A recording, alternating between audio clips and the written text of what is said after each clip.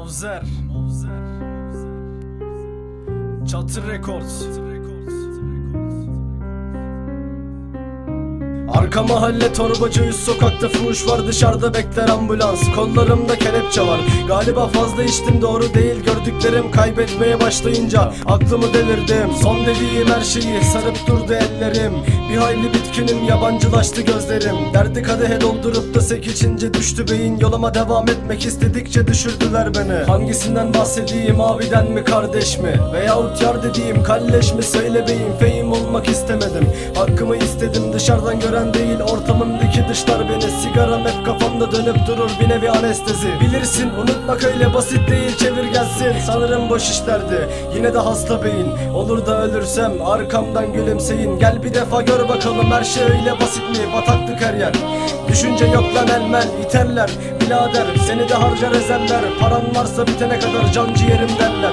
Tabi ya, iyi olma burada, iyi sikerler. Hedef falan yok burada, aptal olma sen yeter. İyi niyeti darp eder, iyi niyetli yok beder. Sikim sonik insanlar çıkar peşimde dörttüler. Bunları anlatıp iyi niyetle devam edeceğim. Zararım içtiğim kadar da sade kendime. Sevgime layık olmayan kaşarlar hep benim tepemde. Olsun be kardeş, hesabı kalsın mahşere. Düşünüyorum da iyi olmak kabahat mi diye. Ulan size söylenecek çok laf var da neyse. Devam et, ses ver Dinçer baba ya. Bozuldu dengem, değişti çehrem, siyah çalan göz atlarım. Ah bir görsen gecenin 3'ü 4'ü, ne beklediğimi bilsem. Kim için, ne için içime derdi gömdüm. Ben bu dünyada teksin, doğru olan eceldir.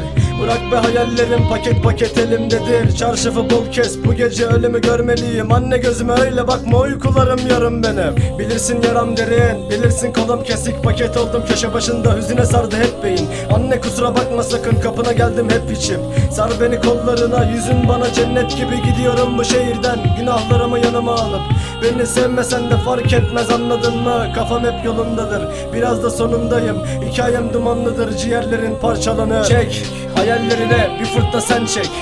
Korkak olma çocuk, ölüm acı bir gerçek. Bu son diyecek, gidenler bir kez daha gelecek.